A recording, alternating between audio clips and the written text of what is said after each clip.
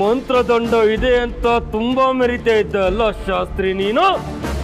ನೋಡು, ನಿನ್ನ ಕಣ್ಣು ಮುಂದನೆ ನಿನ್ನ ಮಂತ್ರದಂಡಕ್ಕೆ ಯಾವ ಸ್ಥಿತಿ ತರ್ತೀನಿ ಅಂತ. ಮಹಾಕಾಲ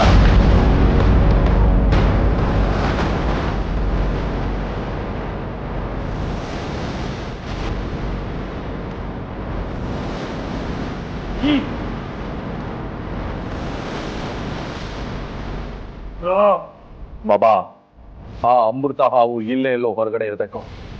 ಬನ್ನಿ ಹುಡ್ಕಾಡ. ನಡಿ.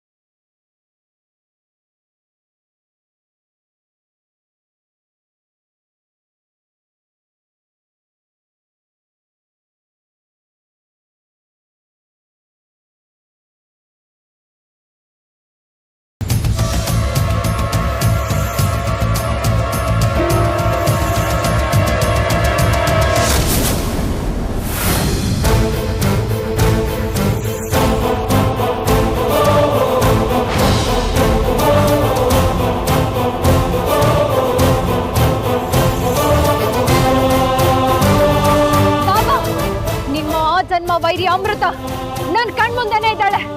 ಬೇಗ ಬನ್ನಿ.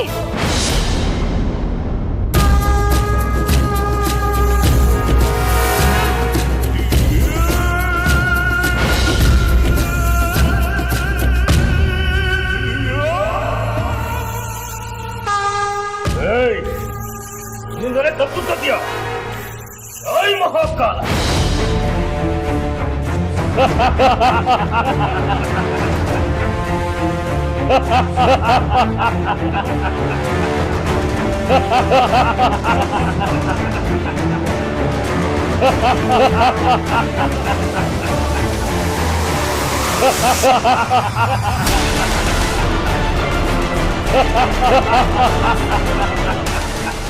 ನಾನು ತ್ರಿಕಾಲ ಕಾಲ ಭೈರವ. ನೀನು ನನಗೆ ಕೊಟ್ಟ ಹಿಂಸೆ ಅವಮಾನ ಇನ್ನು ನನ್ನ ಮನಸ್ಸಿನಲ್ಲಿ ಹಸಿ ಹಸಿಯಾಗಿ ಉಳಿದಿದೆ.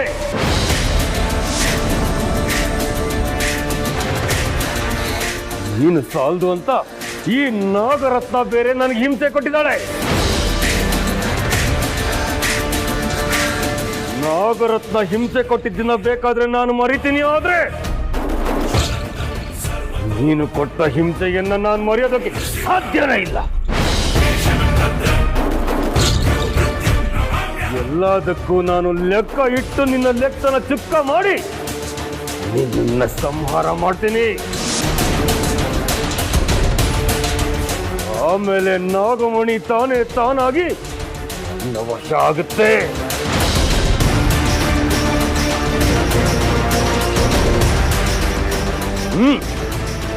ನಿನ್ನ ಸಂಹಾರ ಮಾಡೋದಕ್ಕೆ ಮೊದಲು ಒಂದು ಬಲಿಪೀಠನ ರಚನೆ ಮಾಡಬೇಕಲ್ವಾ? ಅಲ್ಲಿವರೆಗೂ ನೆಮ್ಮದಿಯಾಗಿ ಉಸಿರಾಡು. ಕೊನೆ ಸಲ ನಿನ್ನ ಶಿವನನ್ನ ಬೇಕಾದ್ರೆ ನೆನೆಸ್ಕೋ.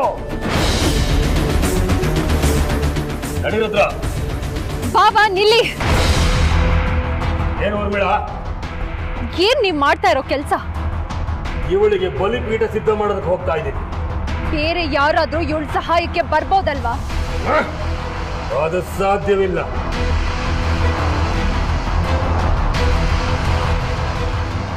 ಯಾರು ಬರ್ದೇ ಇರೋ ಹಾಗೆ ಆಶ್ರಮದ ಸುತ್ತ ಒಂದು ದಿಗ್ಬಂಧನ ಹಾಕಿ.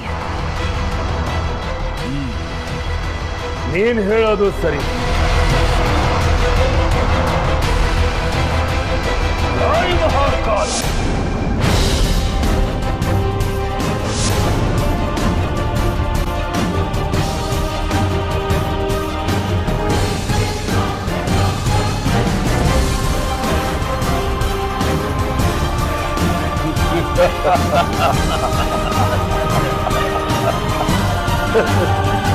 ಇನ್ನು ಯಾವ ದೈವ ಶಕ್ತಿನೂ ಈ ಶಾಸ್ತ್ರೀಯ ಸಾತ್ವಿಕ ಶಕ್ತಿನೂ ಅಷ್ಟೇ ಅಲ್ಲ, ವಾಸುಕಿ ಲೋಕದ ಯಾವ ನಾಗನು ನಾನು ಹಾಕಿರೋ ದಿಗ್ಬಂಧನನ ದಾಟೋದಕ್ಕೆ ಸಾಧ್ಯನೇ ಇಲ್ಲ.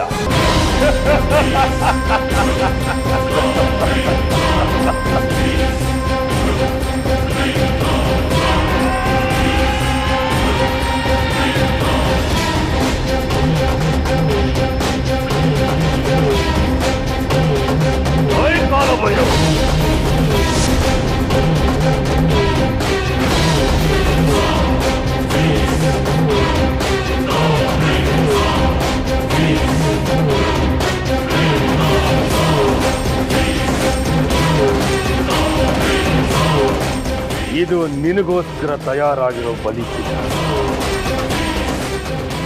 ಇದರಲ್ಲಿ ನೀನು ಆಹುತಿ ಆಗೋದನ್ನ ತಪ್ಪೋದಕ್ಕೆ ಯಾರಿಂದಲೂ ಸಾಧ್ಯವಿಲ್ಲ. ಬಾಬಾ, ನನಗಿವತ್ತು ತುಂಬಾ ಖುಷಿ ಆಗ್ತಾ ಇದೆ. ನನ್ನ ಜೀವನ ಸಾರ್ಥಕ ಆಗಿದೆ ಅನ್ನಿಸ್ತಾ ಇದೆ. ನನ್ನ ಶತ್ರು ನಾಗಿನಿ ನನ್ನ ಕಣ್ಮುಂದೆ ಸಾಯೋದಿನ್ನ ನೋಡ್ತಾ ಇದ್ದೀನಲ್ಲ, ಅದಕ್ಕೆ ಇಂಥ ದಿನ ನನ್ನ ಜೀವನದಲ್ಲಿ ಬರುತ್ತೆ ಅಂತ ನಾನು ಊಹೆ ಕೂಡ ಮಾಡಿರ್ಲಿಲ್ಲ.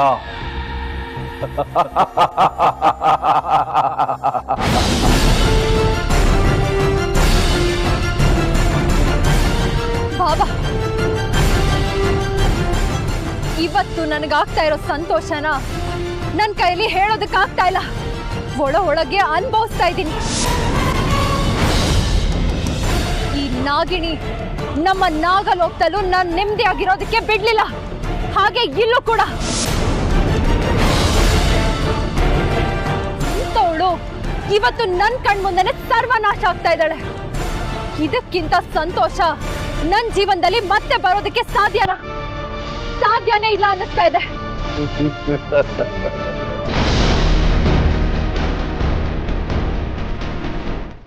ನೋಡಿದ್ಯಾ ನಾಗಿನಿ, ನಿನ್ನ ಸಾವಿನಿಂದ ಯಾರ್ಯಾರು ಸಂತೋಷವಾಗಿರ್ತಾರೆ ಅಂತ. ಅಷ್ಟೇ ಅಲ್ಲ, ನಿನ್ನ ಕೈಯಲ್ಲಿ ಸತ್ತ ಎಷ್ಟೋ ಆತ್ಮಗಳು ಇವತ್ತು ಸಂತೋಷದಿಂದ ಕುಣಿದಾಡ್ತಾ ಇರ್ತವೆ.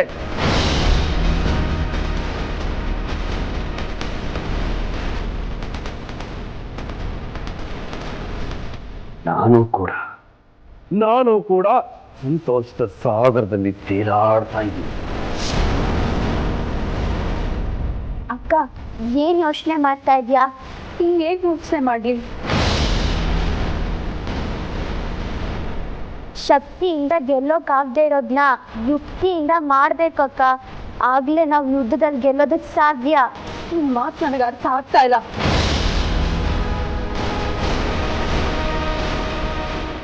ಆ ಭೈರವ ಅಂತ ಏನ್ ದಿಗ್ಬಂಧನ ಹಾಕಿದ್ದಾನೆ?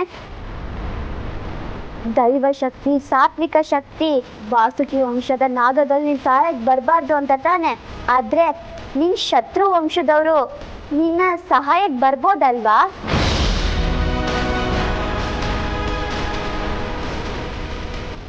ಆದ್ರೆ ಅವ್ರು ನನ್ನ ಸಹಾಯಕ್ಕೆ ಬರೋದಕ್ಕೆ ಹೇಗ್ ಸಾಧ್ಯ?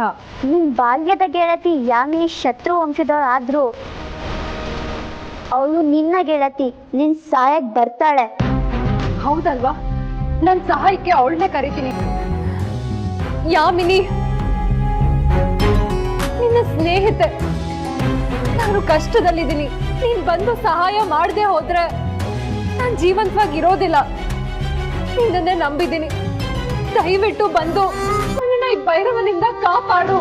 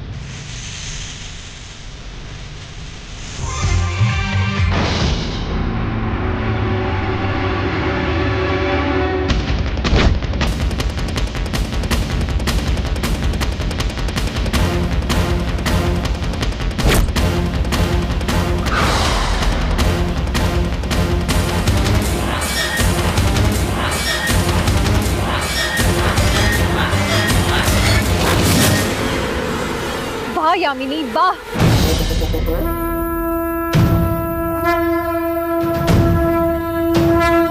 ಹೋದ್ಸಲ ನನ್ನನ್ನ ಬಿಡಿಸ್ಕೊಂಡು ಹೋಗೋದಕ್ಕೆ ಅಂತ ಈ ಭೂಲೋಕಕ್ಕೆ ಬಂದೆ.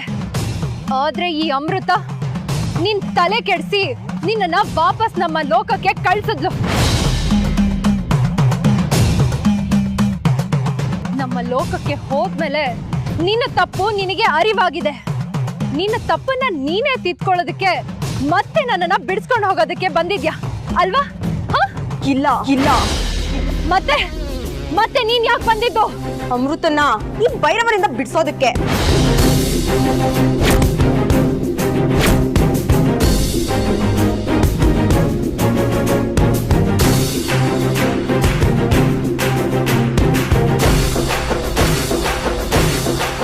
ಯಾಮಿನಿ, ನೀನೀಗ ರಕ್ಷಣೆಗೆ ಬಂದಿರೋದು ನಿನ್ನ ವಂಶದ ಶತ್ರುವಿನ ಪರವಾಗಿ ಅನ್ನೋದು ನೆನಪಿರಲಿ. ಯಾರ್ ನನಗ್ ಶತ್ರು, ಯಾರ್ ನನಗ್ ಮಿತ್ರರು ಅಂತ ನಿನ್ನಿಂದ ತಿಳ್ಕೊಳ್ಳೋ ಅವಶ್ಯಕತೆ ನನಗಿಲ್ಲ.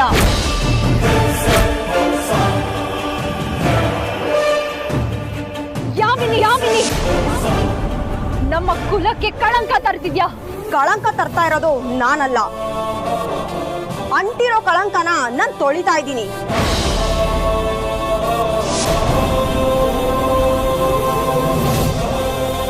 ಹಾಗೆ ನಮ್ ಕುಲದಲ್ಲಿ ಕೆಲವರು ಸ್ವಾರ್ಥ ಇಟ್ಕೊಂಡು ಬದುಕ್ತಿರೋದ್ರಿಂದಾನೆ ನಮ್ ಕುಲಕ್ಕೆ ಒಳ್ಳೆ ಹೆಸರಿಲ್ಲ.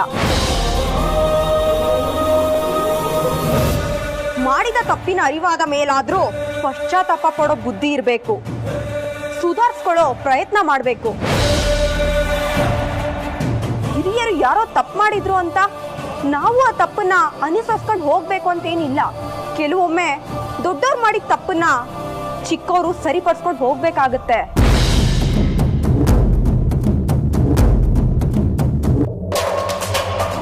ಆ ಪ್ರಯತ್ನನ ನಮ್ ಪೀಳಿಗೆಯವರಿಂದ ಪ್ರಾರಂಭ ಮಾಡ್ತಿದ್ದೀನಿ.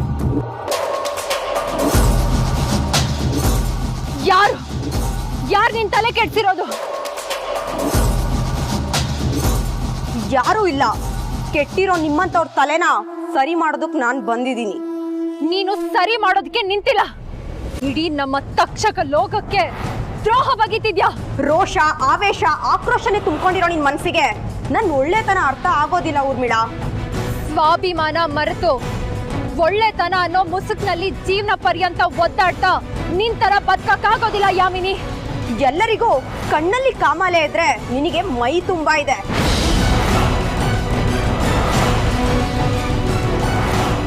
ನಿನ್ನಂತವಳನ್ನ ನಾನಲ್ಲ, ಯಾರಿಂದನೂ ಬದಲಾಯಿಸೋದಕ್ಕಾಗಲ್ಲ. ಈ ಅಮೃತನಿಂದ ಶತಮಾನಗಳಿಂದ ಶಿಲಾಬಾಲಿಕೆಯಾಗಿ ಈ ಭೂಮಿ ಮೇಲೆ ನಾನ್ ನಿಂತಿರೋದು ಮರ್ತೋದ್ಯಾ? ನಿನ್ನ ಅತಿ ಆಸೆ ದುರಾಸೆಯಿಂದಾನೇ ನಾನ್ ಶಿಲಾಬಾಲಿಕೆ ಆಗಿದೆ ಅನ್ನೋದನ್ನ ಮರಿಬೇಡ. ನಿನ್ ಹಣೆಲ್ ಬರ್ದಿರೋದು ನಿನ್ ಪಾಲಿಗೆ ಸಿಗುತ್ತೆ. ಅದನ್ ಬಿಟ್ಟು ನೀನ್ ಏನೇ ಯೋಚಿಸಿದ್ರು ನಿನಗ ಸಿಗೋಲ್ಲ.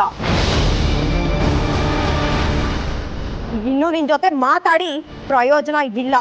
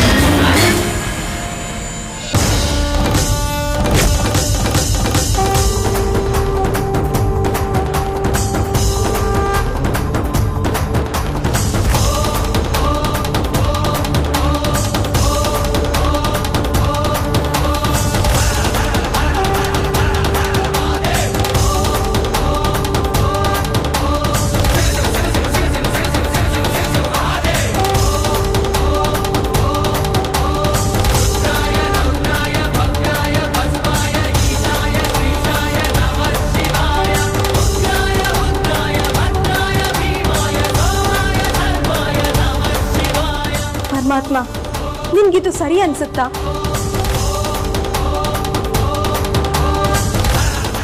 ಅಮೃತ ಯಾವ ತಪ್ಪು ಮಾಡಿಲ್ಲ ಅಂತ ನಿಂಗೂ ಗೊತ್ತು. ಆದ್ರೂ ಯಾಕಿಗೆ ಪರೀಕ್ಷೆಗಳನ್ನ ಕೊಡ್ತಿದ್ಯಾ?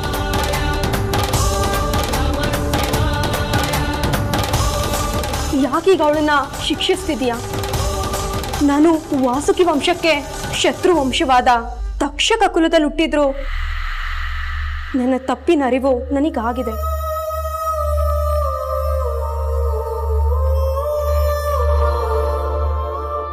ಅದಕ್ಕೆ ನಾನು ಅಮೃತಳ ಸಹಾಯಕ್ಕೆ ನಿಂತಿದ್ದೀನಿ.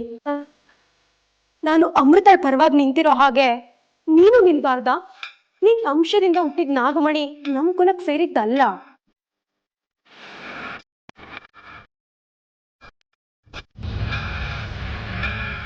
ಸತ್ಯ ಗೊತ್ತಿದ್ದು ಸಹ ನಮ್ ಕುಲದವ್ರೆ ಅದನ್ನ ವಶಪಡಿಸ್ಕೊಳ್ಳೋದಕ್ಕೆ ನೋಡಿದ್ರು. ಅದು ತಪ್ಪು ಅನ್ನೋದು ನನಗ್ ಗೊತ್ತು.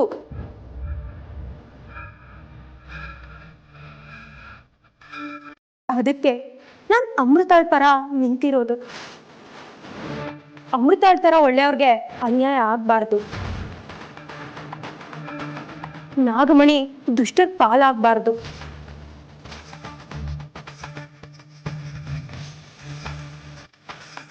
ಹಾಗೇನಾದ್ರೂ ಆದ್ರೆ ಎಂತ ಅನಾಹುತ ಆಗುತ್ತೆ ಅನ್ನೋದು ನೆನ್ಸ್ಕೊಂಡ್ರೆ ಭಯ ಆಗುತ್ತೆ ನನಗೆ. ಅಂಥದ್ರಲ್ಲಿ ನಿಮ್ಗೇನು ಅನ್ನಿಸ್ತಿಲ್ವಾ? ನೀನೇ ಈಗ ಅಸಹಾಯಕನಾಗಿದ್ರೆ ಏನಪ್ಪ ಅರ್ಥ?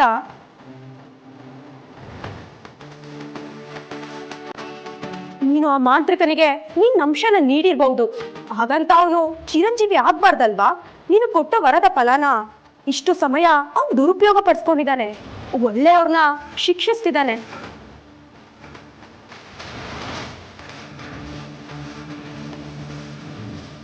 ಇದನ್ನ ನೀನು ಸಹಿಸ್ತೀಯ ತಂದೆ? ದಯವಿಟ್ಟು ಅಮೃತಾಗೆ ಸಹಾಯ ಮಾಡು.